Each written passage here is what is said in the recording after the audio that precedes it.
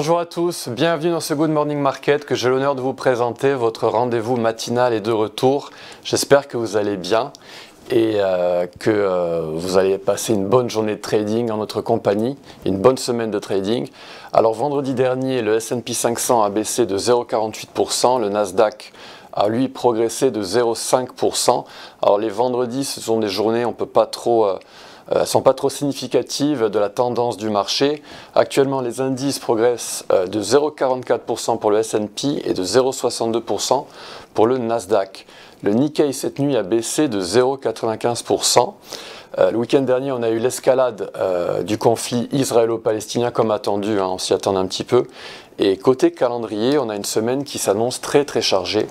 On va commencer doucement avec aujourd'hui le PIB allemand et l'inflation allemande, et par la suite ça va accélérer avec beaucoup de PMI. On aura les données sur l'emploi américain et surtout mercredi la Fed qui va annoncer les taux directeurs, donc le FOMC mercredi soir, heure française. On aura aussi la Banque d'Angleterre jeudi qui annoncera sa décision sur les taux. Alors sans plus tarder, on va basculer au prix et au graphique. Alors aujourd'hui on va parler du Nasdaq et du Bitcoin. Pourquoi ces deux instruments? Parce que d'habitude ils sont corrélés et actuellement le Nasdaq est en tendance baissière alors que le Bitcoin est en tendance haussière. Alors est-ce qu'il y en a un des deux qui ment? On verra dans les semaines à venir. Alors en ce qui concerne le Nasdaq, nous sommes dans des longs, en unité de temps en journalier, mais dans des shorts, dans des ventes en unité de temps H4. Alors, en unité de temps daily, nous avons ce FIB qui a permis au prix de monter très fortement au printemps dernier. On avait rebondi sur le retracement de 50% et on a percé la target, la cible de 23,6%. Alors, je vous l'expliquerai dans des vidéos éducatives. Quand on casse cette target, cette cible de 23,6% négatif, on bascule généralement dans des extensions. Et c'est le FIB que je vous mets ici en gras.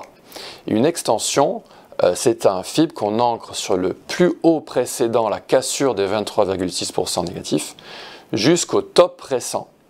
Et on est arrivé vendredi dernier sur le support des 61,8%. On s'attend donc à une réaction à la hausse. On a d'autant plus un retracement en rouge ici, que je vais vous mettre en rouge, où on a atteint la résistance de Fibonacci à 61,8%, avec une target qui a également été atteinte vendredi. Donc on a cette petite boîte verte que j'avais dessinée au préalable, avec une légère réaction à la hausse. Alors normalement, si on est haussier, on devrait faire cette pattern, éventuellement, on devrait monter, faire une épaule tête-épaule inversée, éventuellement, et ensuite aller à la target ici des 16 796. Alors excusez-moi, je me suis un petit peu emmêlé les pinceaux, je remets en mode plein écran. Donc soit une épaule tête-épaule inversée et on monte là-haut à 16 800, soit on casse à la baisse et on pourrait venir dans cette petite boîte verte. Donc là, c'est une boîte verte qui a été dessinée avec donc ce retracement de Fibonacci de la structure en entier. Alors si on zoome dans cette structure ici, en H4, on a ce retracement en premier et ensuite des extensions en short cette fois-ci. Et il y a une valeur très importante, c'est la valeur des 14 405. Si jamais on la perce, les shorts seront stoppés, il y aura des stop loss, et donc on pourrait faire un retracement total de la structure et s'orienter vers les 15 000 par exemple. Donc voilà, le Nasdaq lui est dans des shorts et le Bitcoin lui est dans des longs. On va basculer sur le graphique du Bitcoin. Alors pour le Bitcoin, ici on est en unité de temps très haute, je vais passer très rapidement là-dessus, on est en hebdomadaire et on a eu un retracement, donc c'était ce retracement-ci. Je vais regarder les dates pour vous donner plus d'indications. Donc ce retracement a été dessiné à partir du 20 novembre 2022 à un prix qui avoisinait les 15 500 $, jusqu'à ce haut ici de début avril qui correspond à 31 230 approximativement. On est descendu, on a tapé le retracement de 38%, on est remonté, on est redescendu, on a fait un double top, voire un triple top, et on a pumpé récemment, et on a atteint cette cible, cette target des 23,6% en négatif, 34 927. Et on a fait une petite mèche, et on est en dessous en ce moment, gentiment, et en dessous de cette résistance de Fibonacci à 38%. Alors on va zoomer là-dedans pour voir ce qui se passe en daily. En daily, on a ce pump donc. Alors si jamais on retraçait totalement cette structure, on aurait cette boîte verte en support. Et en H4,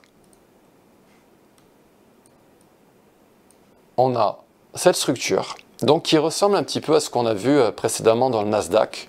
Sauf qu'ici, on est dans des longs. Dans le Nasdaq, on était dans des shorts. Donc on a, comme dans le Nasdaq, un retracement à 50%, une montée. On casse la ligne des 23,6% en cible et on bascule en extension. Et normalement, Bitcoin devrait trader cette extension de Fibonacci. Et on pourrait avoir les prix qui, à un moment donné, viendraient mécher cette boîte verte. Donc cette boîte verte, elle a été dessinée, elle est comprise entre 33 147 et 31 890. Et on pourrait venir dans cette boîte verte avant de rebondir et atteindre la target, la cible des 23,6% en négatif qui est évaluée à 36 448. Donc voilà le prochain trade en long dans Bitcoin. C'est tout pour aujourd'hui, chers amis. On se donne rendez-vous demain. J'espère que cette première émission de Good Morning Market vous a plu. Rendez-vous demain. À bientôt. Bonne journée.